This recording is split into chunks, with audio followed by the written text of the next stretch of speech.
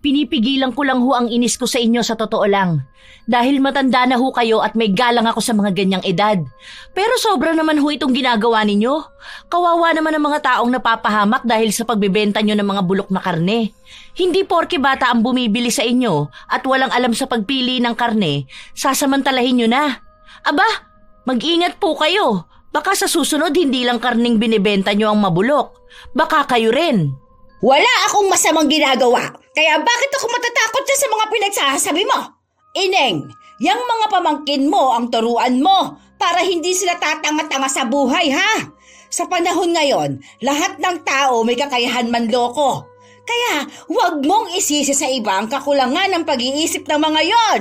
Sa akin ka nagagalit, irresponsableng tiyahin ka kung may masamang nangyari sa kanila. Ay Diyos ko po, sa ginagawang pagsagot ng ganyan sa matanda, baka naman makarma ka niyan. May mga taong nagiging malaking parte na ng buhay nila ang panloloko. Tila ba simula pa noon, hindi na nila kayang bitawan ito dahil malaki ang benepisyong nakukuha nila. Katulad ni Lydia, na noon pa man ay namulat na ang buhay ay hindi palaging pantay para sa lahat. Mas nakakaangat pa rin ang mga taong gumagawa ng masama. Dahil doon, inakala niya na sa ganitong gawain siya tunay na magiging payapa. Hanggang sa dumating ang araw na pagbabayaran niya ang pagkakamali niyang yun. Magagawa pa nga ba niyang magbago o sadyang paninindigan niya ang masamang gawain habang bitbit ang sumpa ng itim na mahika? Tingnan mo nga yung plastic sa ilaw natin, Khalil. Nakikita mo na nga na butas na hindi mo pa mapalitan. Kaya inaalisan tayo ng mga bumibili. Hindi nagbumukhang fresh tong mga baboy natin. Wala naman po magbabago kahit palitan natin yan, La. Yung ibang mga customer, alam na nilang luma yung karneng ibinebenta natin. Yung iba naamoy nila na parang bulok. Bakit po kasi binebenta nyo pa yan? May ibang stock naman tayo. Tapos yung mga bagong dating, tinatago nyo lang. Saka nyo po ilalabas kapag pabulok na. Aba, mas magaling ka pa sa akin. Ito ang turo sa akin ng lola ko noon. Dapat munang mapaubos sa mga lumang karne para walang masayang. Hindi mo pa alam tong ganito dahil bata ka pa. Kaya nga kita tinuturuan para naman magkaroon ka ng alam. Hindi yung panay ka dyan laro sa cellphone mo. Kung mamanayan ko man po itong pwesto, sisiguraduhin ko po na fresh yung ibebenta ko. Ayoko nga po masira ang pangalan ko dahil lang po sa pangit na kalidad ng karne. Nasasabi mo lang yan ngayon dahil hindi mo alam ang patakaran sa ganitong bentahan. Kapag dalaman mo na kung gaano kadali, baka hindi mo na rin tigilan. Paano pong hindi? Nakikita ko po kayo mismo sa ginagawa nyo. Minsan kapag may bumibili sa atin, pinapalitan nyo po ng lumang karning baboy. O kaya, kapag may magpapachop, hinahapulan nyo nung malapit ang mabulok. Kung kayo nga po ayaw nyo niluluto yung bulok na baboy. Tapos ba okay lang? Huwag pong ganoon, masama po yun, Lola. Panglalamang po sa kapwa yun. Huwag mo akong pinapangaralan, ha? Hindi ka pa umaabot sa buhay na napagdaanan ko. Bata ka pa. Wala kang karapatan na sabihin sa akin kung anong tama o mali. Kayo talagang mga kabataan sa henerasyon na to, mga bastos. Wala na kayong galang sa nakatatanda sa inyo. Panay kayo puna at reklamo. Hindi naman po pupunahin, Lola, kung hindi naman po nakikita na mali. Nasa edad na po siguro ako para malaman ng simpleng tama at mali po, no? Umuwi ka na sa bahay! Pampamalas ka rito Kaya ka nga isinama para makita mo mga dapat mo gawin. Hay! Buwisit na bata to. Pinasasakit ang dibdib ko. Lumayas ka nga rito at baka hindi kita matansya. Hindi na nagdalawang isip pa ang bata. Umalis siya at iniwan ang kanyang lola. Si Khalil lang ang palaging kasama ni Lydia sa pwesto dahil ito ang nag-iisa niyang apo na kasama sa bahay. Ang iba niyang apo ay sa malayo nakatira kasama ang mga magulang nila. Noon pa lang, ang negosyo ni Lydia na pagbebenta ng baboy ang nakatulong sa kanya para sa pagpapalaki ng mga anak niya. Dito siya kumukuha ng pantusto sa pag-aaral nila hanggang sa nagkaroon na sila ng kani-kanilang buhay. Matagal na siyang pinapatigil ng mga anak niya sa pagbebenta sa palengke dahil matanda na siya. Pero si Lydia mismo ang tumatanggi. ayaw niyang bitawan ang ginagawa niyang ito. Malaki rin kasi ang kinikita niya, lalo pa at hinahaluan niya ng maling gawain ang pagbebenta. Kapag bago sa paningin niya ang bibili, ibinibigay niya ang mga baboy na pasira na at mahirap ng ibenta. Kahit na maraming tao ang umiiwas sa kanya dahil alam na ang gawain niya, meron pa rin siyang nabibiktima. Lalo na ang mga mamimili na hindi marunong tumingin ng mga karne. Nang araw na yon, maagang umuwi si Lydia dahil wala nang gaanong tao sa palengke. Nakauwi na ako't lahat-lahat, nakahilata ka pa rin dyan, bata ka. Ano? Ganyan na lang ba talaga ang gusto mong gawin, ha? Lo, katatapos ko nga lang po magugas ang plato. Nagsaing na rin po ako. Umupo lang po ako saglit, sakto naman po na dumating po kayo. Gusto niyo po ba sa susunod mag-video po ako para po mapapanood niyo ang ginagawa ko rito sa bahay? Malinis na pala tong bahay sa mata mo. Ha? Nung kabataan namin, kapag may mga alikabok na ganyan at naabutan ng lola naming hindi pa malinis, baka mukha namin gawing basahan. Swerte ng mga kabataan ngayon, hindi naabutan ng ganong klase ng pagdidisiplina. Kaya ayan, walang ginawa ko di maging pilosopo kapag kinakausap. Lola, noon po yun. Noong kabataan niyo po. Hindi po ngayong katandaan niyo. Aba, pilosopo ka talaga, ano? Huwag mo nang dagdagan ang inis ko ngayong araw, Kalel. O siya, iabot mo to kay Loridel. Sabihin mo 2 kilo yan. Babayaran na yan sa katapusan, ha? Saka magkusa naman kamo siya magbayad. Hindi yung sisingilin pa siya. Ang baho naman ito, La. Hindi naman po siguro puro bulok tong pinautang niyo, no? Mamaya, magrereklamo na naman sila na mabaho kapag nilalaga na. Tapos may lasa. Noong nakaraan po kasi narinig ko siya nagkukwento eh. Hindi raw masaid hanggang buto. Kasi nga, ang pangit ng lasa. Nakakasuka raw po. Bakit kasi niya sasairin hanggang buto? Masiba naman siya masyado. Pagkain na nga ng aso ang buto eh. Gusto niya pang ngatain? Saka, anong may lasa? Hindi lang kamo siya marunong magluto. Nakakahiya naman po kasi La. Mabaho naman po talaga kapag pinapakuluan. Marami kamo siyang arte sa katawan niya. Akala mo naman hindi siya galisin. Hindi siya anak ng mayaman, para mag-inarte. Pasalamat nga siya at pinapautang ko pa siya eh. Kapag nagreklamo siya, ibalik mo sa akin yan, ha? Para hindi na siya makaulit sa akin. Napakamot na lang sa ulo ang bata, pero sinunod niya pa rin ang utos ng kanyang lola. Palagi silang nagtatalo dahil hindi sang-ayon si Khalil sa gawain na panloloko ng kanyang lola. Naaawa siya sa mga tao, pero palagi sa kanyang sinasabi na hindi siya magtatagumpay sa buhay kung hindi niya hahaluan ng panloloko ang ginagawa niya. Habang lumilipas ang mga araw, walang nagbabago sa ginagawa ni Lydia.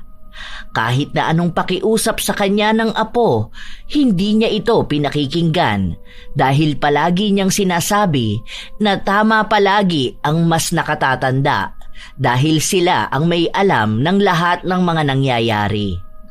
Dahil bakasyon at walang pasok sa paaralan, kahit ayaw ni Khalil, siya ang pinagbabantay sa pwesto. Ano? Napaubos mo ba yung mga karne kahapon? Hindi ko po nilabas. Natatakot po ako na baka mahuli po ako. Ay, ang tanga mo talagang bata ka! Ano ba naman, Khalil? Ilang taon ka na ba para hindi ka makaintindi sa mga sinasabi ko, ha? Paano na to ngayon? Hindi pwedeng hindi to mapaubos. Bulok na po yan. Nangangamoy na nga po eh. Hindi pa yan sira. Pwede pa yan. Sandali nga. Dalhin mo to doon kina Berto. Sabihin mo ipapagiling mo yan. Ipapautang ko na lang yan. Ay, Diyos ko po. Hilig mong magsayang ng kita. Hindi ka pwede sa negosyo. Mahina ang loob mong manloko ng tao. Hindi naman po lahat ng negosyo kailangan na haluan ng panloloko. Lahat ng negosyo may halong panloloko. Hindi ka tatagal sa ganitong industriya kung hindi ka manloloko ng mga customer. Kahit nga dyan sa mga grocery Akala mo ba na laging fresh ang binebenta nila? May mga sikreto yan sila. Ginagamitan pa nila ng mga chemical yon. Tingnan mo, ang daming nagkalat na sakit ngayon. Mga cancer. Si Lola, lahat na lang may kailangan ikumpara. Mali na nga ang ginagawa, dudugtungan pa rin ng maling paniniwala. Ano ba naman yan? Hindi mo pa yan maiintindihan sa ngayon. Pero darating ang araw na mauunawaan mo kung bakit ko to ginagawa. Magpapasalamat ka rin sa akin dahil maaga kitang iminulat sa ganitong gawain. Basta ayoko pong gawin yung ganyan. Lalaban pa rin po ako ng patas.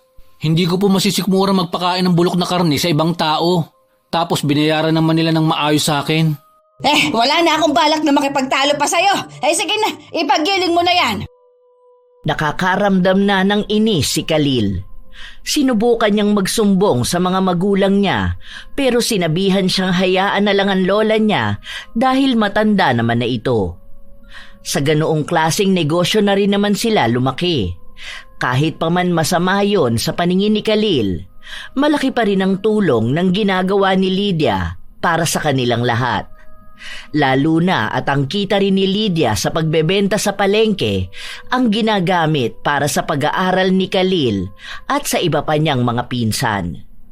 Kahit sino sa pamilya nila walang naging kontra kay Lydia dahil ang perang kinikita niya pinakikinabangan ng nakararami. Isang araw, maagang nagsarado ng pwesto ang maglola dahil napaubos nila ang mga karneng tinda. Hindi mainit ang ulo ni Lydia dahil kahit ang mga lumang karne, naipamahagi niya ng walang nagdududa. Dito na lang tayo kumain para hindi na magluto sa bahay. May natira pa pong ulam kahapon. Nasa ref po nilagay ko. Pagod na rin ako. Para pag-uwi, diretso tulog na ako. Alam mong matanda na ako eh. Bahala na po kayo, Lola. Kapag sinabi niyo naman po, dapat sundin eh. Kasi po, masisisi mo na naman lahat ng kabataan sa henerasyon namin kapag pinagpilitan ko ang gusto ko. Ayan, tama yan. Mukhang natututo ka na ata ah. Nagkakaroon ka na ng isip. Sige na, pumili ka na ng ulam na gusto mo. Etong menudo ang sa akin ha. Ikaw na ang kumuha ng order ko, uupo na ako ron. Dahil sawang-sawa na si Khalil sa karne, gulay ang kinuha niya. Nang matapos na ang tindera sa pag-aasikaso sa order nila, dinala na ito ng bata sa lamesa kung nasaan ang kanyang lola. Ay sus! Tingnan mo yung mga kabataan na yun oh. Naglalampungan. Kay babata pang lalande. Malamang mabubuntis sa maagang batang yan. Kawawang mga magulang na mga yan aba. Diyos ko po. Ano na kaya mangyayari sa susunod na henerasyon? Palala ng mga kabataan. Kung hindi pala sagot katulad mo, mga malalandi naman, paano magiging kabataan ang pag-asa ng bayan? Kung ganyan naman. Nadamay na naman ako. Paano naman po kasi magiging pag-asa ng bayan ng mga kabataan? Kung yung mga matatanda nagpapakita na wala ng pag-asa sa bayan. May ipinahihiwatig ka na naman ba? Wala po. Ayan po, kain na po tayo. Para po makapagpahinga po kayo sa bahay. Akala ko uulit na naman tayo sa paliwanagan eh. Kasi totoo naman, noong kabataan namin, kapag sumagot sa nakatatanda, ay aba, ewan ko kung hindi sumabog ang uso mo. Kaya lumaki kami sa generation na masunurin. Pati nga po maling gawain sinunod nyo eh. Walang masamang gawain. Naging mas madiskarte lang kami. Kumpara naman sa mga kabataan ngayon, ang seselan sa buhay. Mga may hinang loob, mga iyakin. Teka, ano ba naman tong ulam na to? Bakit ganitong lasa? Ang tigas pa ng karne. Bakit po? Anong lasa? Panis po ba? Lasang bulok ang karne. Isauli mo nga to, nang wala na ako ng gana. Nakakadire, Diyos ko. Ang babalahura ng mga tao sa karinderya na to. Hindi na ako kakain ulit dito. Okay na po yan. Hindi naman po ata yan nakamamatay. Bulok na baboy ang ginamit nila dyan. Ang dudugyot. Wala ba silang pambili ng fresh sa karne? Ang pangit na lasa. Parang may uod pa yata yan. Oy, isaulin mo nga yan. Bawiin mo pera ko. Hindi naman po ata sila nagbabalik ng pera eh. Hayaan nyo na lang po yan la. Bulok na karne lang naman yan. Parehas lang ibinibenta nyo. Iba ang ginagawa ko sa ginagawa nila. Parehas lang naman po ata yun la. Kayo na nga po ang may sabi na ang negosyo hinahaluan talaga ng mali. Kaya nga po ang minudo nila, hinaluan din nila ng lumang karne. Huwag mo akong pinipilosa po, Khalil! Huwag mong ibinabalik sa akin ang mga ginagawa ko, ha? Sandali, ako ang babawi na pera ko. Ang kakapal na mga mukha ng mga tao itong pakainin ako ng bulok na karne. Nagbabayad ako ng tama. Hindi para lokohin nila lang ganito. Ang mga taong ganito, mga hindi pa makarma. Pinipigilan ni Khalil ang lola niya pero mas nangingibabaw ang galit ng matanda. Para matigilan siya sa paggawa ng eskandalo, ibinalik ng tindera ang pera niya. Pero kahit na ganon, hindi pa rin nagpaawat si Lydia sa pagbubunganga niya. Pinagmumura niya ang lahat ng tauhan sa karinderya. Halos gusto na niyang itaob ang mga paninda nila. Sinabihan niya rin na wala nang bibili sa mga bulok nilang ulam. Paulit-ulit na nagsasalita ang matanda hanggang sa nakauwi na sila sa bahay nila. Ikuha mo nga ako ng tubig. Hina-high blood na yata ako. Buwisit yung may-ari ng karinderya na yon. Ang sama siguro ng ugali nun. Nagpapakain ng bulok sa mga customer. Buwisit talaga. Sana magsarado na sila para wala na sila naloloko mga tao. Nabiktima pa ako ng mga walang hiyang yun, oh. Tama na po yan, La. Pinalalala nyo lang nararamdaman nyo. Mamaya, atakihin kayo niyan sa puso. Kayo rin, hindi pa naman kayo nagbabago. Baka hindi kayo mapunta sa langit. Isa ka pang bata ka! Kapag inatake ako sa puso, ikaw ang dahilan doon. Naiinis na nga ako, dadagdagan mo pa talaga eh. Hindi ka matino kasama sa bahay. Pinapagaan ko lang naman po ang kalooban nyo. Kanina pa po kasi kayo daldal ng daldal. Hindi naman na kayo naririnig ng tao. Naibalik naman po yung ibinayad nyo kanina. Dahil papaano hindi ako magagalit, ha? Ganun sila magnegosyo. Ay, ang hirap talaga kausap ng mga matatanda. Palaging sila ang tama. Galit na galit kapag ginagawa sa kanila yung ginagawa nila sa iba. La, hatid ko na po kayo sa kwarto nyo. Tigil na po kayo, ha? Mabuti na lang po pala hindi ko kayo tinuruan sa social media. Baka po panay kayo ran sa mga post nyo kapag nagkataon. Kahit hanggang kinabukasan, walang tigil sa pagbubunganga ang matanda. Kinukwento niya rin sa mga kakilala niya ang tungkol sa karinderya. Sinisiraan niya para wala nang pumunta at bumili. Kahit na pinipigilan siya ng apo, tuloy pa rin siya sa kanyang inis. Lola, may bumibili po. Ako na lang po ba magbibigay rito? Bahala ka po. Hindi po mapapaubos itong nakatago rito. Hindi, ako na dyan. Huwag kang makialam kung hindi ka naman marunong. Ano ba kailangan niya? Ang sabi niya, pangsigang daw po. Utos sa kanya ng tita niya. Basta yung marami raw po sanang taba-taba. 1.5 kilo daw po. Ayun, sakto meron ako rito. Sandali lang ha. Lahat po ba yan? Hindi niyo haluan ng fresh na karne? Baka naman po sugurin tayo nung nag-utos sa kanya. Hinaan mo nga yung boses mo't mamaya marinig ka dyan eh. Bata naman yan oh. Kasi edad mo lang yata yan. Kapag mga ganyan, mga mangmang pa yan sila. Walang alam sa pinabibili sa kanila. Kaya hayaan mo na. Grabe ka naman po. Paano po kung ako ang nasa sitwasyon na ganyan? Tapos inutusan niyo ako. Kaso niloko ako ng pinagbilhan ko. Kaya nga tinuturuan kita na huwag maging tanga. Para hindi maloko, di ba? Hindi rin ako natatakot na sugurin ako ng mga nagpapabili sa kanya. Pwede ko na maitanggi na yan ang ibinigay ko eh. Madali lang yan. Sanay na ako sa ganyan dati pa lang. Basta't malahimik ka dahil baka ikaw pa ang magpahamak sa akin. Huwag ka na panayan tanong. Awang-awa si Khalil sa bata na pinagbigyan ng kanyang lola ng lumang karne. Naaalala niya kanina na may uod pa yung maliliit.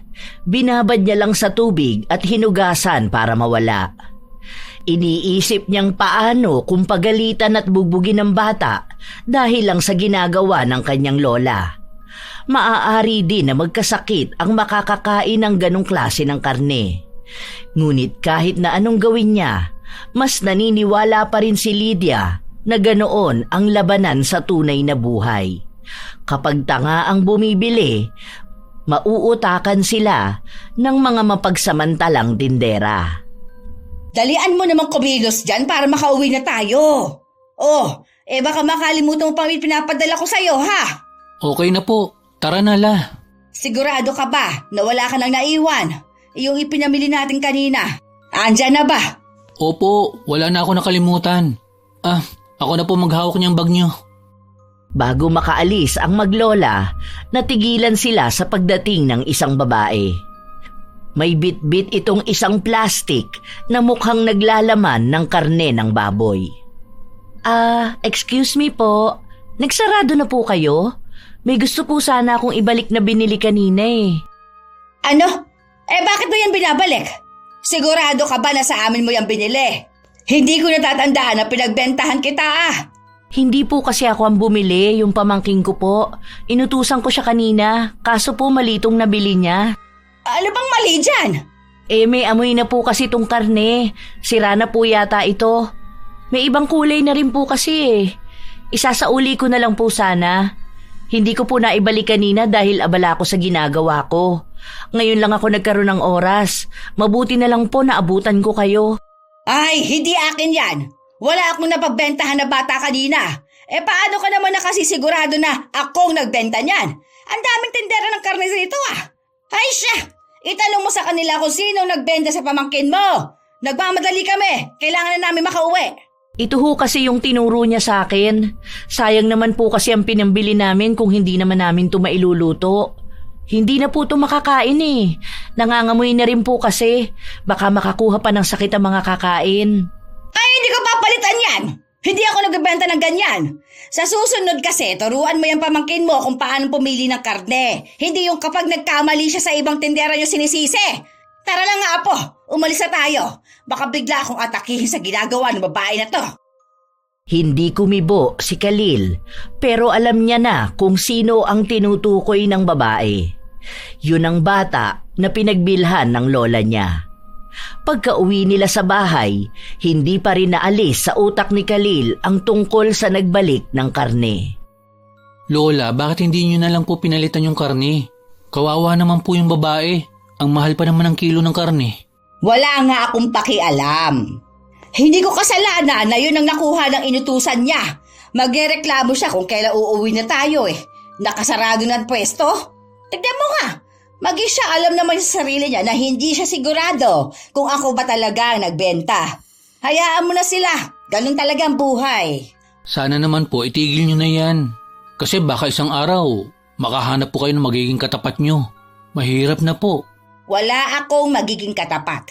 Kahit nga ang mga taong malalapit sa akin, wala silang nagagawa Basta wag mo na lang akong pakialaman. Lumipas pa ang mga araw, hindi na nakita pang muli ni Khalil na bumalik sa kanila ang babae o kahit ang bata na inutusan nito. Nagpapatuloy si Lydia sa pagbebenta ng mga lumang karne. May iilan na nakakapansin at inaaway ang matanda, ngunit sanay na ito sa ganoong mga senaryo. Nang sumapit ang araw ng piyesta, naubos ang mga karne ng baboy ng ibang mga tindera, habang kay Lydia ay kakaunti lang ang nabawas. Bakit naman ganito mga tao na to? Kakaunti lang ang bumili sa akin tignan mo nga ang iba, ang aga nila nagsarado. Ay, kaunti na nga lang, hindi pa napaubos. Yung iba po kasi, alam na ang ginagawa nyo. Ipapautang ko na lang to mga to para doon sa mga walang pambili. Matutulog na naman ang puhunan ko. Ay, panahon lang talaga ang swerte. Hayaan mo, makakabawi rin tayo. Baguhin nyo na lang po kasi ang ginagawa nyo, habang may mga bumibili pa rin po talaga. Kasi, baka sa susunod po niyan, langawin na talaga ang pwesto natin. Kahit na araw po ng palengke, hindi man lang tayo dinadagsa. Mas mabuti pa nga po yung doon kina Aling Lilit. Mabilis silang nakakaubos. Mas nauuna pa po tayo nagbubukas kaysa sa kanila. May mga suki na kasi talaga sila. Tayo po, ang mga bumibili sa atin, mga bagong mukha. Wala po yung bumabalik-balik talaga. Ganyan lang yan. Kasi nga bagong bukas lang sila. Pero tingnan mo sa susunod yan. Magbebenta na rin yan ng mga lumang karne. Pabida lang yung babae na yun. Saka ano namang gagawin ko sa mga suki-suki na yan? Kapag may ganyan, mahihilig magsihingi ng discount ang mga yon Ilabas mo yung karne, tapos magbahay-bahay ka. Sabihin mo sa mga kapitbahay dati na pinapautang ko yan. Nang makauwi sila, ganun nga ang ginawa ni Khalil. May iilan na tumatanggi, ngunit pinipilit pa rin niyang mapaubos ang karneng bitbit niya. 1 kilong karne na lang ang natitira nang napansin niya na may bagong lipat sa isang maliit na paupahan.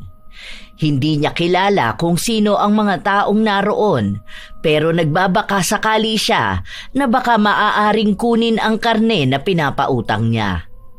Tao po! Tao po! Sandali lang. Anong kailangan mo? Ay, kayo po pala ang bagong lipat dyan. May kailangan ka ba? Wala naman po. Akala ko po kasi kilala ko ang nakatira dyan. Iba na po palang nangungupahan. Dati po kasi yung nakatira dito, kumukuha ng karne sa amin. Sa iba na po ata sila lumipat. Parang namumukhaan kita. Ikaw yung batang kasama nung matanda doon sa may palengke, di ba? Yan ba yung pinapautang niyong karne? Opo, pero hayaan nyo na po. Pwede pa rin ba yung mautang? Kung wala naman na ang dating nangungutang sa inyo. Hindi kasi ako nakabili ng ipapang-ulam namin eh. Hindi naman yung katulad nung nakaraan na nangangamoy na, no? Hindi naman po. Pero kanina pa po kasi ito eh. Ngayon ko lang po nadala. Baka may amoy na rin. Ay, huwag na lang po. Nakakahiya naman po sa inyo. Baka po kasi sabihin nyo na bulok ang mga tinitinda namin. Patingin nga ako. Mukhang maayos naman.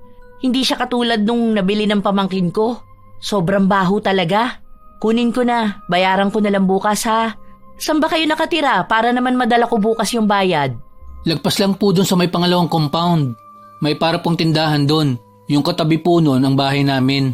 Salamat po, te. Nahihiya pa si Khalil na umalis at iwan ang karne. Iniisip niya na baka maging pangit na ng tuluyan ang maging tingin ng mga tao sa kanyang lola. Kaya niya pilit na pinapabago ang ginagawa ni Lydia dahil sa mga bagay-bagay rin na naririnig niya sa paligid nila. Kahit na hindi ito tungkol sa kanya, hindi pa rin niya maiwasan na masaktan dahil lola niya ang sinasabihan ng masama. Kinabukasan, nabayaran nga ni Ashley ang utang niya. Si Lydia pa ang humarap sa babae. Hindi ba yun ang babae na nagrereklamo sa atin nung nakaraan? Pinautang mo yun? O saan nakatira yon? Sa dating bahay po ni Auntie Marlene, nagulat nga po ako na sila pala ang bagong lipat doon. Yung may abnormal na bata sa loob ng bahay. Lola, ano po ba naman yan? Baka po marinig kayo dyan eh. Hindi naman po abnormal ang tawag sa kanila. May sakit po yun. May autism po siya. Huwag niyo naman pong gamitin ang term na abnormal. Wala akong pake. Noong panahon namin, ganyan tawag sa kanila. Autism pang nalalaman eh. Abnormal naman talaga yon. Aber, mabuti naman kumuha yun ng karne. Mabuti at wala ako narinig na reklamo sa kanya. Basta po, huwag niyo na lang pagsalitaan ng kung ano-ano sina Ate Ashley. Mukhang mabait naman po siya eh. Mali lang po talaga kayo nung binentahan niyo yung pamangkin niya ng bulok na baboy. Asas! Ang daming arte! Ilagay mo na sa rep ang mga karne at matutulog na ako. Bukas maaga tayo aalis dahil kailangan natin mapaubos yung mga karne na yan. Hindi na ako kumuha ng bago. Ang dami pang natira ngayong araw at kahapon. Ayan na naman po kayo, Lola. Nakakahiya na naman sa mga bibili ng karneng ibinebenta nyo. Ayoko na pong sumama kung gano'n na naman po noong nakaraan. Naiiya na po ako sa kanila. Nabubuli na nga po ako eh. Dahil inaasar po nila akong mabaho na parang karne na ibinebenta nyo. Wala ka mo silang pakialam. Hayaan mo kasi ang mga bully-bully na yan. Titigilan ka rin ng mga yon. Ay, bahala ka na dyan. Pagod ako. Tinawagan ni Khalil ang mga magulang niya para magsumbong. Gusto na niyang sumama sa kanila pabalik sa Mindoro, pero ayaw ng mga magulang niya dahil walang magbabantay sa kanyang lola. Hindi naman yun mahaharap ng iba niyang mga pinsan dahil yung mas matatanda sa kanya ay may mga asawa na at ang iba naman ay may mga trabaho. Napapagod na si Khalil sa paulit-ulit na ginagawa ni Lydia, ngunit wala naman siyang ibang pagpipilian kundi ang sikmurain din ang pagiging mandaraya ng lola. Sa paglipas ng mga araw, mas naging matumal ang bentahan ng karne. Ang ibig lang sabihin nun ay mas matatambak ng matatambak ang mga karne. Itapon na po natin to. Ang baho. Nasusuka ko la. Huwag ka nga mag-inarte dyan, hoy. Umayos ka dyan. Bilisan mo sa paglilinis niyan. Ayoko na po. Di ko na po talaga kaya. Hindi na napigilan ni Khalil na masuka. Kahit napilitin siya ng kanyang lola na tapusin ang paglilinis ng mga karne, hindi na ito sinunod pa ni Khalil. Dahil sa ginagawa niya ay mas lalong nainis ang matanda. Pinagalitan niya si Khalil at ilang beses na pinagsabihan. Wala na pong bibili niyan, La. Kahit na anong ayos natin sa ilaw para magmukhang fresh ang mga karne. Hindi na nila kukunin yan. Hindi pa nga po nila nahahawakan, naaamoy na eh. Huwag mong pinapamalas ang pagbebenta ko, ha? Mas mabuti pang ligpitin mo yan, tapos ipagiling mo. Pag uwi natin, ilako mo yan para ipautang. Gawan mo ng paraan, luging-lugi na tayo eh. Hindi naman po kasi tayo malulugi kung hindi kayo nanlalamang sa kapwa nyo. Mababawi naman po sana to kung sa una pa lang maayos yun ang pinagbebentahan ng mga tao. Panay ka reklamo! Sundin mo na lang ang utos ka! Sa pilitang ginawa ni Khalil ang utos sa kanya. Pagbalik niya sa pwesto, nagliligpit na ang kanyang lola. Tutulong na sana siya nang biglang may nagtanong na 2 dalagita sa pwesto nila. Naghahanap sila ng giniling na baboy. Sakto naman na hawak na yon ni Khalil. 1 kilong giniling. Kunin nyo na class na to. Sandali lang. Ibabalot ko na, ha? Ano bang balak nyo lutuin? Alam nyo, masarap to kapag may patatas at carrots. Halatang madaling nauto ng matanda ang mga kabataan. Sa tingin ni Khalil ay hindi naman nalalayo ang edad ng mga yon sa kanya. Maaaring mas matanda lang ng 1 o 2 taon. Mahiyain din ang mga dalagita kaya siguro hindi na sila naghanap pa ng ibang nagtitinda. Diba?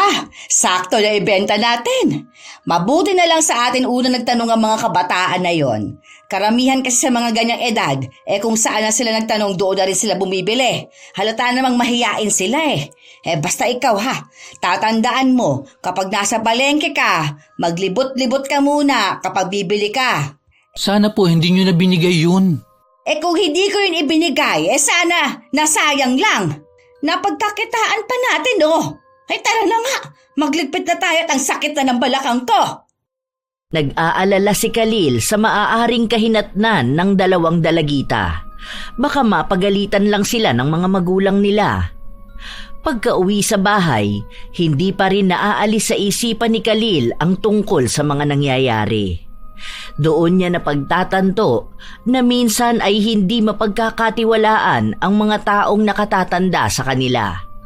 Dahil minsan, sinasamantala ng mga matatanda ang bata nilang isipan para lang makapanlamang.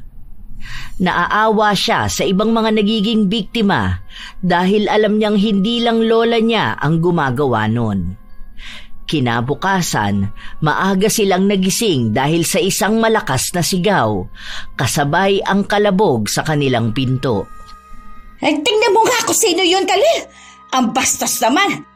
Ang aga-aga pa ng iistorbo! Binuksan ni Khalil ang pinto kung saan bumungad sa kanya ang isang pamilyar na mukha. Ate Ashley, bakit po? Ano pong kailangan nyo? Parang galit na galit po kayo. Nasaan ang lola mo? Gusto ko siyang makausap. Bakit po, te? Natutulog pa po kasi siya eh. Mahalaga tong sasabihin ko sa kanya. Tawagin mo na, please. Pagtataka lang ang mababaka sa mukha ni Khalil.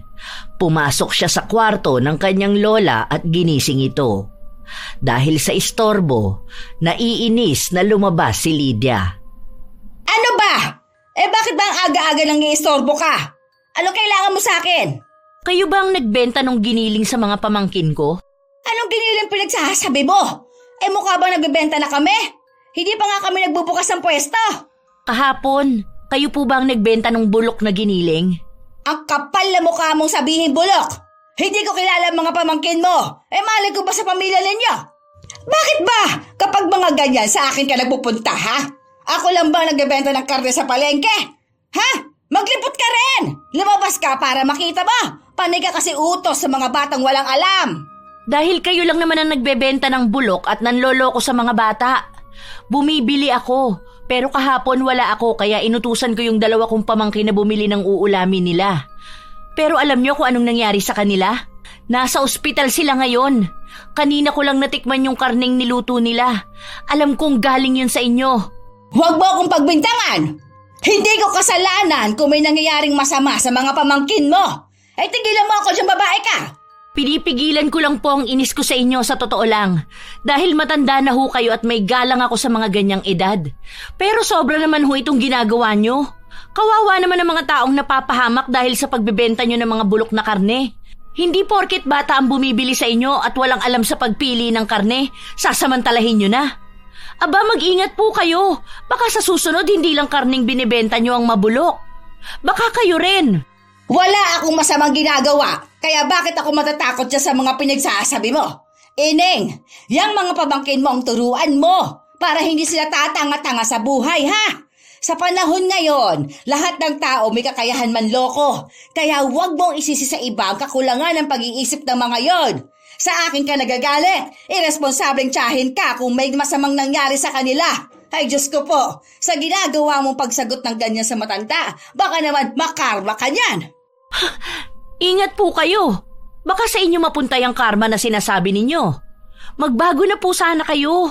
Matanda ka na. Kakaunti na lang ang buhay na ilalagi mo sa mundo. Mas pinipili mo pang maging manloloko at mapagsamantala.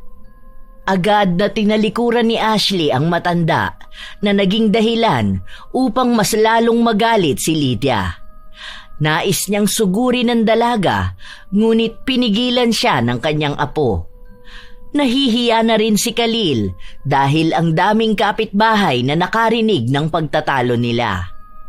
Uugong na naman ang balita tungkol sa binebenta ng kanyang lola. Buwisit na babae yun ah. Ang kapal na mukha niya sugurin ako sa bahay ko. Sa susunod na makikita ko yan, tatagain ko talaga siya. Lola, kumalma na po muna kayo. Mamaya tumaas na naman po ang BP nyo niyan. Ginagawa pa akong mali. Ako ang sisisihin dyan na nasa ospital ang mga pamangkin niya. Bakit kasi hindi na niluto na maayos yung karne? Siya ang may kasalanan nun eh. Humahanap lang ng taong masisisi. Bakit kaya may ganong klase ng mga tao? Diyos kong mahabagin. Ewan anong gabang mapupunta sa kanya. Tama naman din po kasi ang sinabi niya eh. Mga bata pa po ang mga yon. Tapos makakakain sila ng bulok na karne. Malamang po, kahit naman ikaw po siguro, sasakit din ang tiyan nyo, di ba? Ngayon, kinakampihan bang babae na yon? Hindi naman po ito kampihan, Lola. Sinasabi ko lang din po kung anong kapahamakan ang pwede mangyari doon sa mga taong pinagbebentahan nyo ng mga sirang karne. May mga bakterya na po yun. Kahit pa sabihin na nailuto na. May malaking epekto po yun sa kalusugan ng isang tao. Nagbabayad po sila ng tama.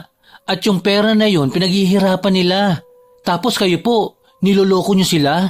Hindi po ba unfair naman yun? Hindi totoo na may unfair sa mundong ito. Dapat marunong ka lang sa buhay. Kung tanga ka, maloloko ka. Kaya nga dapat maging wais tayo sa buhay. Walang panlalamang sa ginagawa ko. Bumabawi lang rin ako para sa mga nalulugi ko. Basta wala ako nakikitang mali sa ginagawa ko. Sa huli, si Khalil pa rin ang sumukong ipaliwanag sa lola niya ang mga nangyayari. Kahit na meron ng napahamak, tuloy pa rin si Lydia sa pagbebenta ng mga lumang karne. Mas lalo niya lang ginagalingan ang diskarte. Minsan, pinapalitan niya ang karne kapag nasa plastik na para hindi makapagreklamo ang bumili, lalo na kung siya naman ang pumili ng bawat karne. Dahil patuloy pa rin sa panloloko si Lydia, si Khalil naman ay nakakaramdam ng hiya, lalo na sa mga taong nakakaalam ng gawain ng kanyang lola. Hindi na rin matingnan ni Khalil ng diretso si Ashley kapag nakakasalubong niya ito. Nabalitaan na lang nila na nakalabas na sa ospital ang mga pamangkin ng dalaga. Siguro naman hindi nagagawa ng eskandalong babae na yon, ano? Nakita naman niyang buhay pang mga pamangkin niya. Ang ibig sabihin, walang masamang dulot ang pagkain nila sa karne. Baka may ibang naihalo mga bata na yon kaya sila nagkasakit. Alam na nga niyang mga abnormal ang mga pamangkin niya iiwan niya pa rin. Narinig ko po na may kinalaman po talaga sa karne yon. Dapat nga raw po magrereklamo sila sa barangay para sana makumpiska yung mga karning ibinebenta nyo. Pero hindi na lang daw po niya itinuloy dahil baka lumala pa ang away. Ay, aba! Tama lang na hindi niya itinuloy. Anong akala niya? May magiging kakampi siya? Kay Kapitana pa talaga siya lalapit. Sa pinsan ko pa. Wag akong tatakutin at kakalabanin niya. Hindi magiging malakas ang loob kong gawin tong mga ginagawa ko kung alam kong wala akong magiging kapit sa itaas. Pinapatawa naman ako ng babae na yon. Dapat po magpasalamat na lang kayo na hindi niya itinuloy. Paano po kung ginawa niya yon? Kung isumbong kayo, tapos malalaman ng lahat na ang ibinibenta niyo mga luma talaga. Tapos doon pa sa pinagkukunan niyo, mukhang double dead ang mga yun. Hindi mo alam ang mga ganitong problema. Kayo mga kabataan kayo, kung manghimasok kayo sa problema ng matatanda, akala ninyo may naiintindihan na kayo. Masyado pa kayo mga bata para malaman ang mga ganito. Kaya dapat sa inyo, manahimik na lang at huwag pang himasukan ng mga hindi naman dapat, ha? Kahit naman po na mas matanda kayo, hindi naman po ibig sabihin na tama na lahat ng ginagawa niyo. Mali naman po talagang ginagawa niyo na magbenta ng bulok na karne. Sana naman po maintindihan niyo na hindi po ganyan ang tamang pagharap sa buhay. Tigilan niyo na po sana yan. Hindi ikaw ang magsasabi kung kailan ako titigil. Matagal ko na itong ginagawa. Wala naman nangyayaring masama. Dito ko binuhay ang mga anak ko at hanggang ngayon nakakatulong sa mga apo ko. Huwag kang umasta na may malaki kang maitutulong kapag tinigilan ko itong ginagawa ko. Lumayas ka nga dito sa harapan ko. Iabot mo sa akin ang kutsilyo para hiwain ko itong mga karne. Ayan lang po sa tabi niyo ang kutsilyo. Hindi napansin ni Lydia ang kutsilyo sa gilid niya, kaya nasagi niya ito, dahilan upang bumagsak ito sa kanyang paa. Hindi naman ito bumaon, ngunit nadaplisan siya kahit nagkaroon ng sugat ang paa niya. Kasunod naman nun ay ang pagbuhos ng tubig mula sa pinagbabara ng mga karne. Aray ko! Ikuha mo nga ako ng pamunas, Khalil! Sandali lang po. Ito na po la. Umusog po muna kayo para hindi po mabasa ang sugat nyo. Ako na po ang maggagamot. Maliit na sugat lang yon, pero labis ang hapding nararamdaman ni Lydia. Pagka-uwi nila sa bahay, nilinisan ng kanyang apo ang paa niya na may sugat, saka ito nilagyan ng dinurog na gamot. Binalutan din ito ni Khalil para hindi mabasa. Kinabukasan, bago sila magpunta sa pwesto, muling nilinisan ng bata ang sugat ng kanyang lola. Gusto niyo po ba na samahan ko kayo sa center? Ipatingin po muna natin itong sugat nyo. Parang lumalala po kasi. Mamaya po, ano pang mangyari sa inyo? Ay, hindi yan. Nakita mo simpleng sugat lang yan eh. Malayo sa bituka. Hindi naman nakamamatay. Aray ko! Dahan-dahanin mo namang bata ka. Huwag mong kuskusin. Baka dyan pa lalo lumalayan eh. Sabi ko banlawan mo lang yung mga nanuyong gamot. Hindi ko naman po kinukuskus. Kailangan po kasi itong malinisan. Sugat po ito la. Ganito naman yung ginagawa nyo dati sa akin kapag may sugat po ako eh. Tumabi ka nga dyan. Nakakainis ka. Ako na. Mas nararamdaman na ni Lydia ang hapdi ng sugat niya. Umiinom na rin siya ng gamot para lang gumaling ito. Ngunit sa paglipas ng mga araw, walang nagbabago. Mas lalo lang lumalala hanggang sa tila ba lumalaki lalo ang sugat niya. Pumunta ka nga sa munisipyo tapos kunin mo doon yung hinihingi kong gamot. Bilisan mo lang ha, kasi dadaan ka pa doon kina Mercy. May hinihingi akong herbal sa kanila. Para mapakuluan yon, doon ko ibababad tong sugat ko. Nasabi ko na po yan kina mama. Ang sabi po nila dalhin na raw po kita sa ospital. Kasi baka raw po sa sakit nyo yan. Kapag daw po may diabetes, bawal daw po masugatan, lalo na po sa paa. Tignan nyo po yan, nagnanaknak na po. Tapos kapag inaalis nyo yung medyas nyo, nangangamoy mabaho. Inuutusan lang kita. Mas magaling ka pa sa akin. Ayoko dyan sa ospital. Bilisan mo na. Noong panahon namin, mga herbal lang naman ang nakakapagpagaling sa amin eh. Pero kahit na anong gawin ni Lydia, hindi nagbago ang nangyayari sa kanya. Hanggang sa lumipas ang mga araw, buong paanan niya ang namamaga at hirap na siyang itapak ito. Nagmumukha na kasi itong bulok na laman at kapag iaapak niya ito, nararamdaman niya ang hapdi. Ay, Diyos ko po!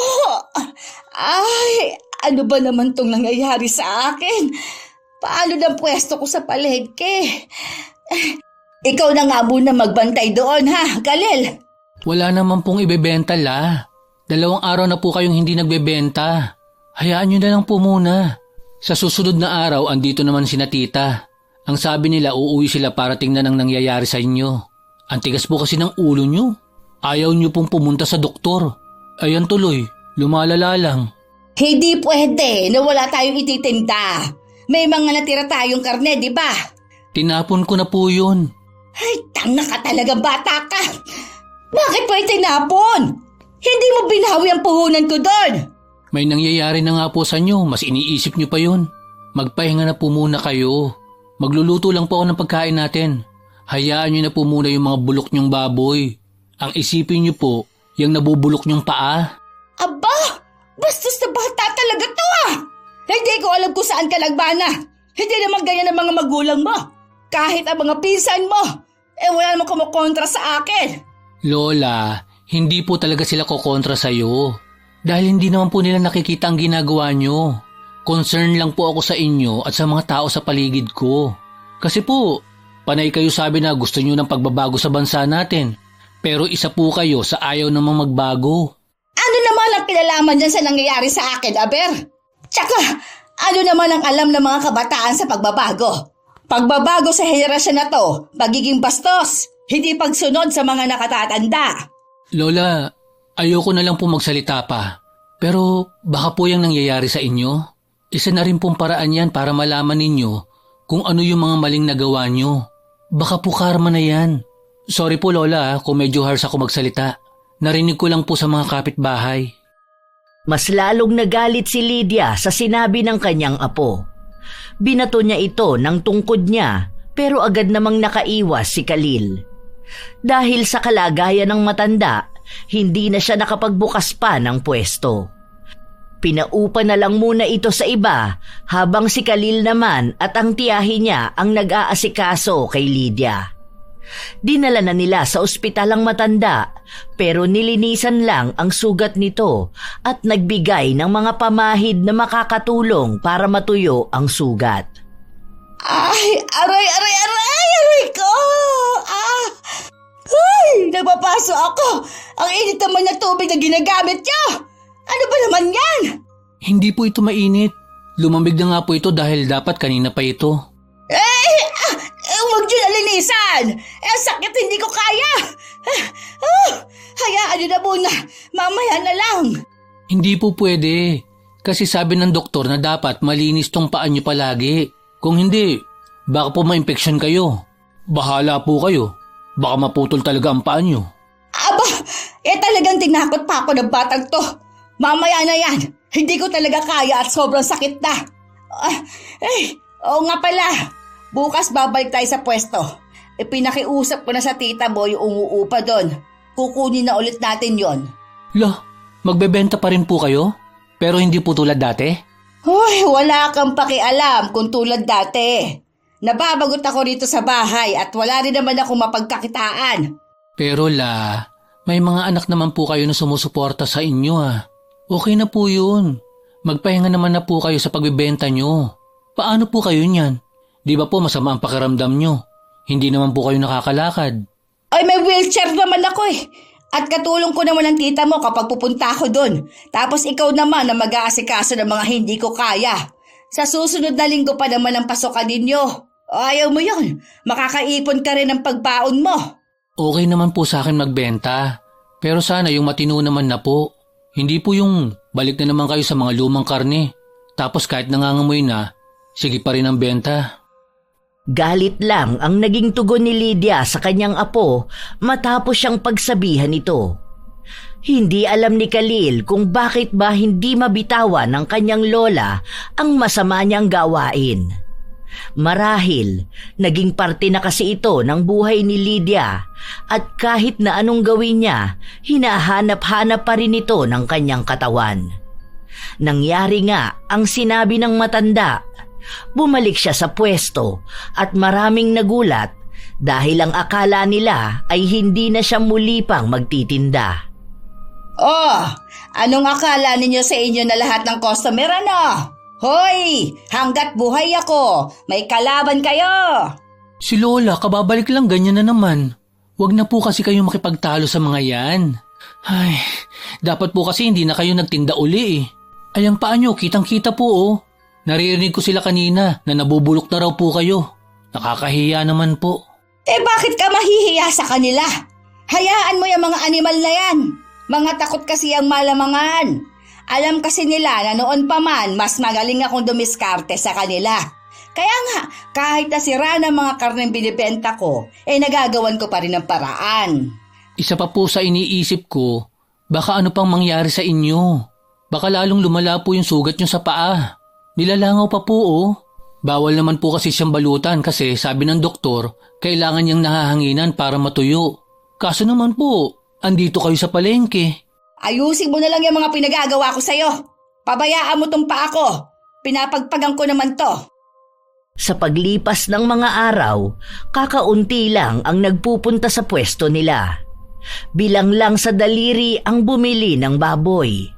May iilang naisa ng bumili pero umaatras sila matapos na mapansin ang kalagayan ni Lydia.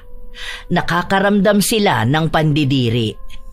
Ang arte ng mga taong to ah. Ano bang akala nila sa akin? Diyos ko, huwag lang sana mangyari sa kanila to. Kung alam lang nilang pinagdaraanan ko kumikirot pa ang paa ko palagi at masakit. Yan na nga po ang sinasabi ko sa inyo. Kahit naman po kayo, di ba? Kapag po nakakita kayo ng nakakadiri, ayaw nyo na bumili doon. Naaalala nyo po ba yung naglalako ng suman na may sugat sa ulo? Ayaw nyo na pong bumili sa kanya kasi nakakadiri siyang tignan. Siniraan nyo rin po siya. Kaya ayun, tumigil na sa pagtitinda. Iba naman kasi yon. Sa kanya naman nakakadiri talaga sobra. Palagi na lang po kapag sa ibang tao, naiiba na lang. Pero kapag ikaw po, normal lang palagi. Parehas lang po yun. Kasi kapag nakikita nila ang paa nyo, pakiramdam nila hindi na nila makakain ang lulutuin nila kapag binili nila itong paninda nyo. Sana po kasi nakikinig kayo sa akin. May pagtatalo pa sa maglola dahil palaging salungat ang kanilang usapan. Ngunit sa huli, napatigil pa rin si Khalil dahil mas pinaniniwalaan pa rin ni Lydia na mas tama siya dahil mas nakatatanda siya. Habang nagdadadaldal si Lydia, nakatahimik lang ang apo niya at naghihintay kung may ibang tao bang balak na bumili ng karne nilang tinitinda. Ilang sandali pa, dumating ang isang pamilyar na mukha. Tumigil siya sa tapat ng pwesto at hinawakan ang mga karne. Hanggang ngayon ba naman ganito pa rin ang binibenta mo? Wala kang pakialam. Kung hindi ka lang rin bibili, wag mong hawakan yan. Oh, ano nangyari sa'yo? Akala ko pa naman baboy lang ang makikita kong bulok. Pati pala ikaw? Aba, bastos ka! Te, huwag mo na lang pong patulan si Lola. Pasensya na po. Kaya walang natututunan ng lola mo kasi kailangan palagi siyang unawain. Hindi porket matanda siya, dapat palaging mananahimik lang kahit na mali siya. Dahil alam kong wala namang mali sa ginagawa ko. Ewan ko ba sa'yo? Ikaw ang maraming sinasabi. Lumayas ka nga rito.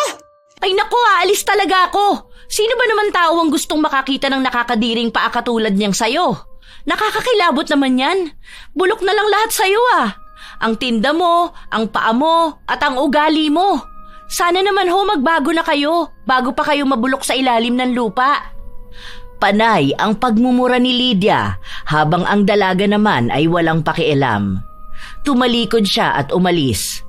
Naisa na siyang suguri ng matanda ngunit hindi siya makatayo at makalapit. Kaya upang makaganti, ang ginawa na lang niya ay pinagsisigawan nito at pinagmumura. Lola, tama na po yan. Kayo lang po ang mapapagod at mahihirapan dyan sa galit nyo. Tignan nyo nga po oh. Umalis siya na wala namang pakialam sa galit nyo. Buwisit na babae yan! Makabawi lang talaga ako ng lakas ko. Gagantihan ko yan! Ang kapal lang mukha niya sabihin nabubulok na ako. Sino ba siya sa tingin niya, ha? Umuwi na po tayo, La.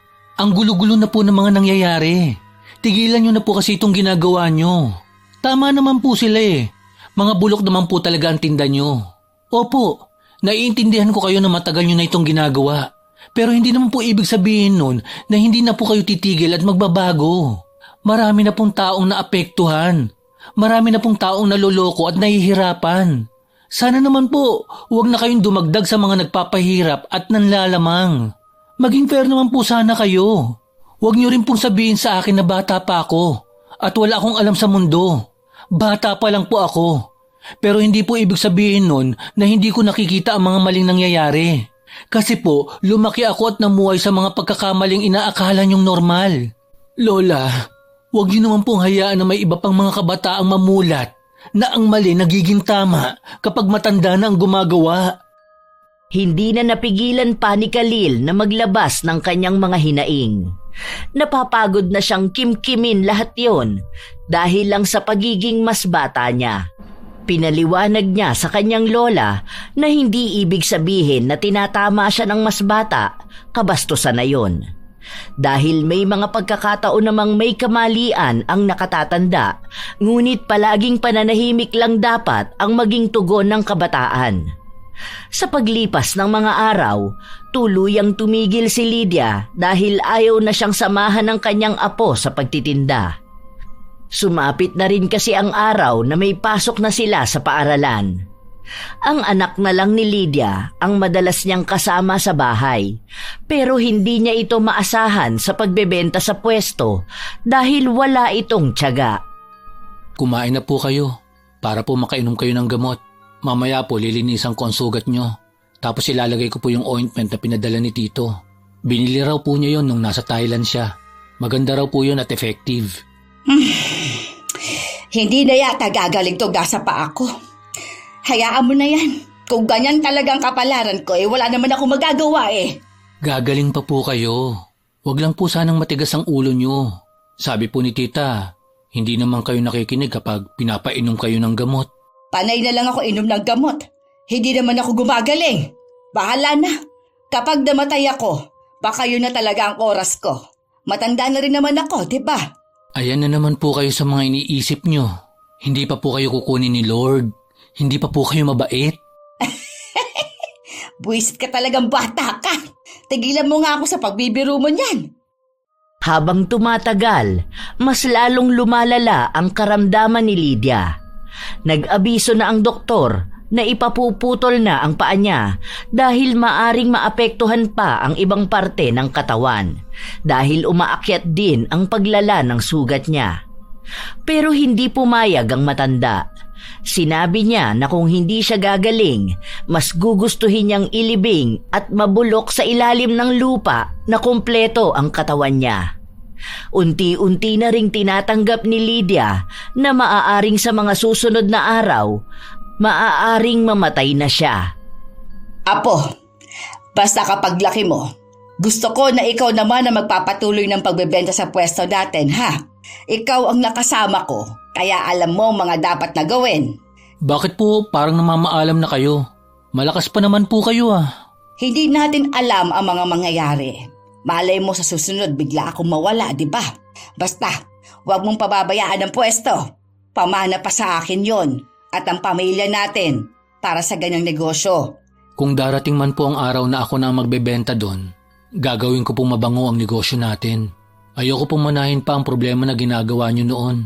Magiging maayos po ako dahil gusto ko pong maging fair sa mga taong nagpapakahirap din para may mabiling pagkain. Yan ang gusto ko sa'yo, Apo. Ikaw talagang naiiba sa lahat. May paninindigan ka sa pinaglalaban mo at ginagawa mong gusto mo.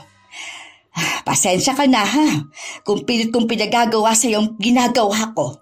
Noon kasing bata pa ako, ang akala ko, okay lang gawin ang ginagawa ng mas nakatatanda sa akin. Lalo na kung malaki ang nagtutulong nito sa akin. Ngayon ko lang din napagtatanto na kahit pala mas nakatatanda ang gumagawa, kahit kailan, hindi magiging tama ang mali. Ayos na po yun, La. Ang mahalaga naman po, may natutunan kayo. Wala naman po sa edad ang pagbabago at ang pagkatuto. Basta, huwag nyo na lang po ulit gagawin yun. Mas maganda pa rin po talaga ang lumalaban ng patas. Tama ka nga, Apo. Mahirap na ang mabuhay sa mundong ito. Huwag na akong dumagdag pa sa paghihirap ng iba. Tinanggap na ni Lydia ang kamalian niya sa buhay. Gusto man niyang makabawi, hindi na niya magawa pa dahil hindi na siya makalabas ng bahay. Ang buong binti na niya ang may problema. Pinapanindigan niya rin na hindi yun ipapuputol kahit na anong mangyari. Isang araw, bago umuwi si Khalil, pumila siya sa butika para bumili ng gamot ng kanyang lola. Doon, muling nagtagpo ang landas nila ni Ashley. Anong ginagawa mo rito, Khalil? Bumili po ako ng gamot ni Lola. Paubos na po kasi. Nabalitaan ko na hindi na kayo ang nagbebenta doon sa pwesto. Hindi na bababalik sa pagbebenta ang lola mo? Hindi na po muna. Kasi po, may sakit pa rin siya. Hindi na nga po namin alam ang gagawin eh. Kasi po yung dating simpleng sugat niya, namaga. Tapos ngayon umabot na po sa binti niya. Pataas po ng pataas. Awang-awa na nga po ako sa lola ko eh. Ang lola mo naman kasi, kakaiba ang ugali eh. Opo, alam ko naman po yun. Marami na nga po talaga siyang nakaaway. Kasi nga po, doon sa pagbibenta niya ng mga luma o kaya sirang karne. Pero ngayon po, nagbago na po siya. Paano mo naman nasabi na nagbago na siya? Siya na po mismo ang nagsabi sa akin. Ngayon lang po umamin niyo sa pagkakamali niya. Mukhang na-realize niya na po na mali nga po talaga siya. Oo nga po pala. Pasensya na po kayo sa ginawa ng lola ko po kung nagkasakit ang mga pamangkin niyo po. Wala na yon. Ang gusto ko lang naman talaga, sana matigil na ang lola mo sa paggawa ng masama.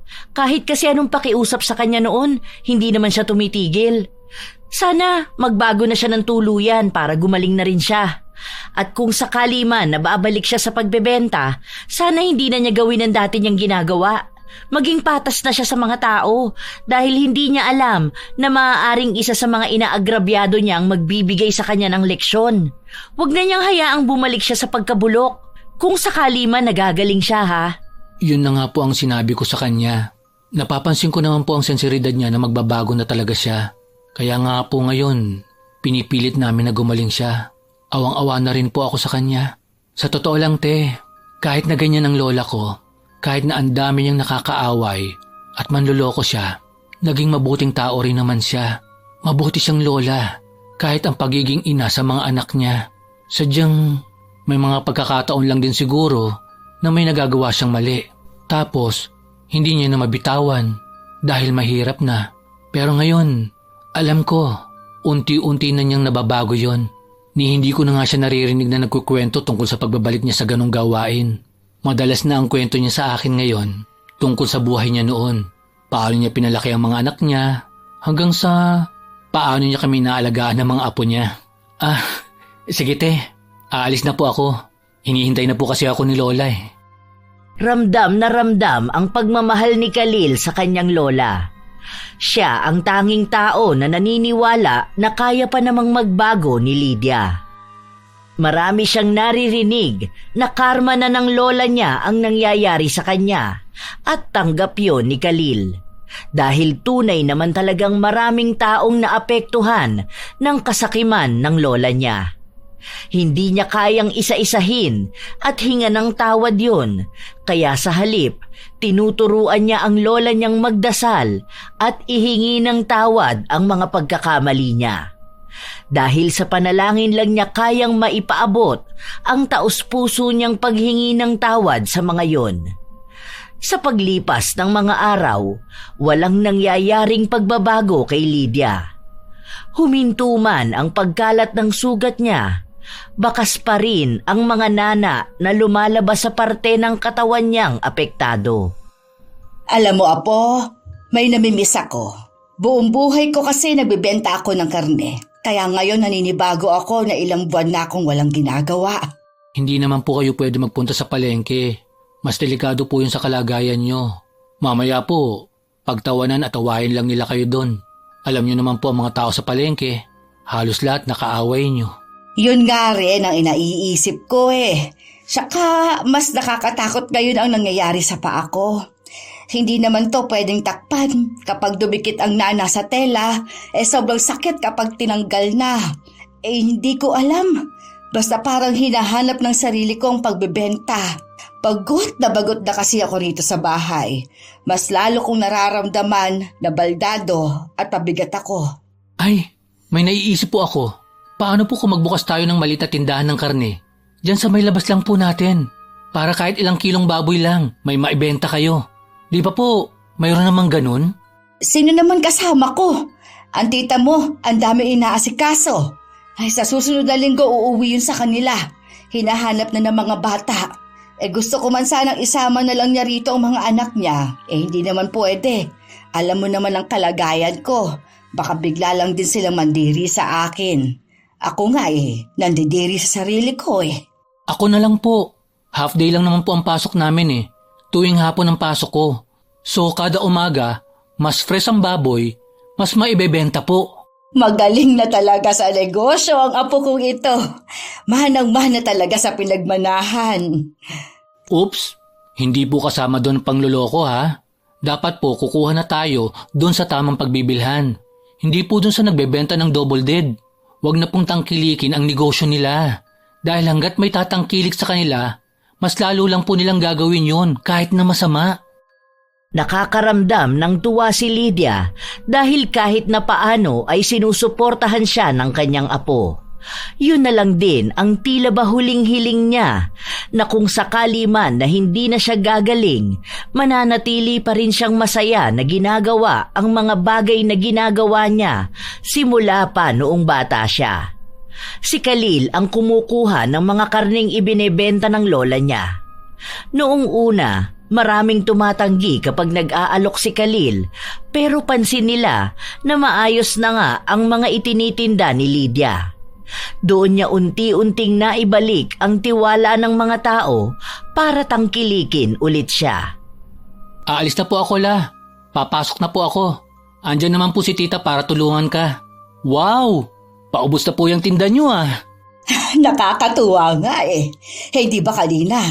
Di pa tayo naglalatag, ang dami na kaagad nagtatanong. Sabi nila mabuti na lang mas malapit dito dahil hindi na nila kailangan mapunta sa palengke. Salamat talaga, apo, kasi nagagawa ko na ulit yung nagpapasaya sa akin.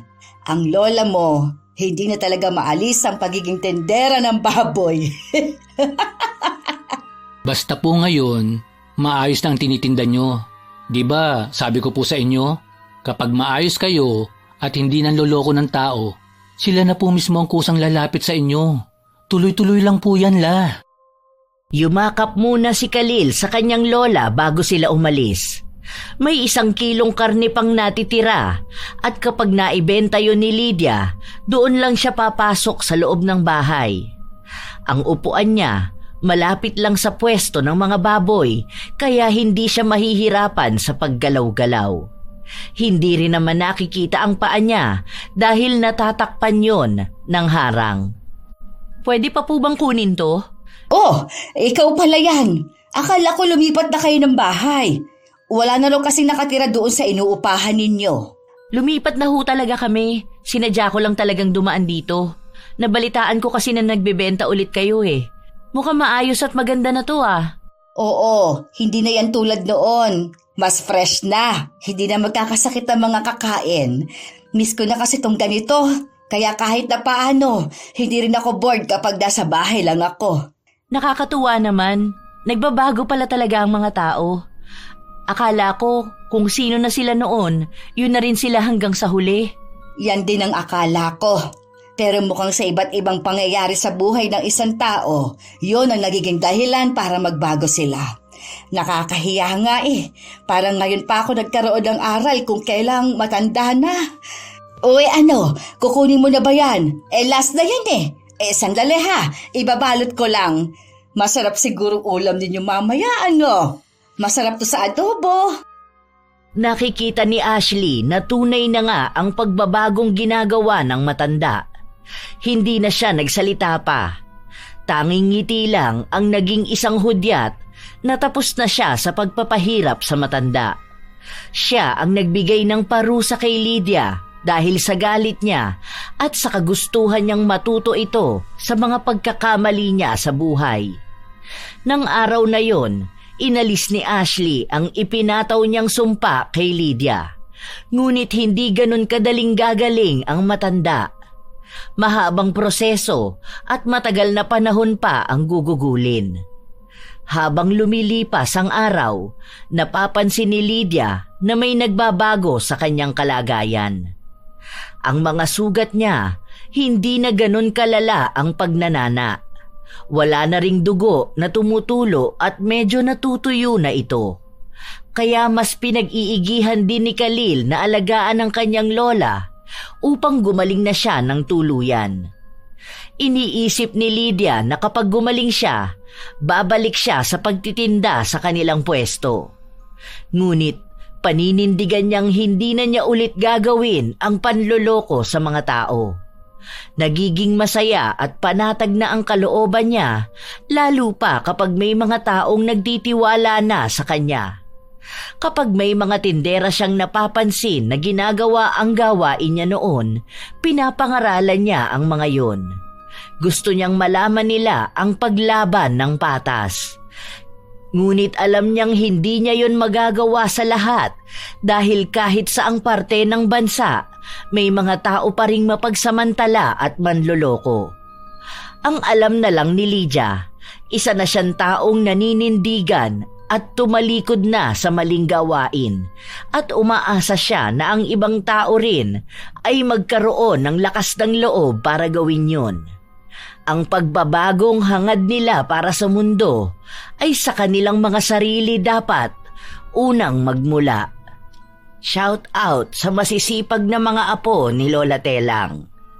Jonalyn Barameda, Leonisa Cobo, Lydia Lopez, Ami Yong, Sydney Crosswind, Azenar Goodies, Rocheline Del Rosario, Raymart Afable, Charlene Gumansing, Sanji Milyado ng Tarlac City, Evie Bugnot ng AJJ Garment ng Dapdap, Jennifer De La Vida, Rian Balete at mga mananahi ni Ate Irene sa Pulong Manggahan na Cavite, Menjeline Lozada at sa Babas at Lozada family, Merly Villarimo, RG Villaspin ng Zamboanga Sibugay, Cherry Mukbang ASMR, Rachel Whitney, Thelma Tarle Villasica, Janisa Toledo, Gia Gigi, DB359, Michelle Cedron, Ann Atmuj,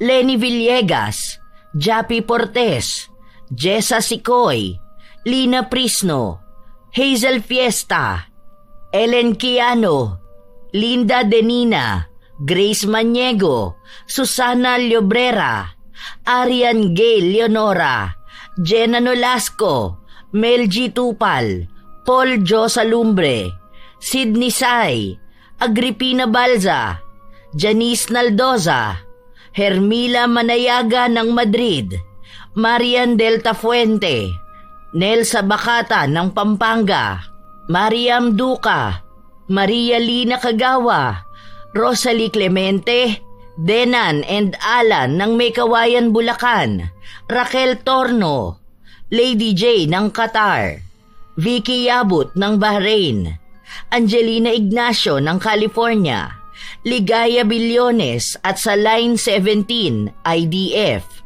Roslyn Mangilin at maligayang kaarawan sa anak niyang si Jamaica Mapusaw. Ito ang inyong Lola Telang at maraming salamat sa inyong pakikinig mga apo.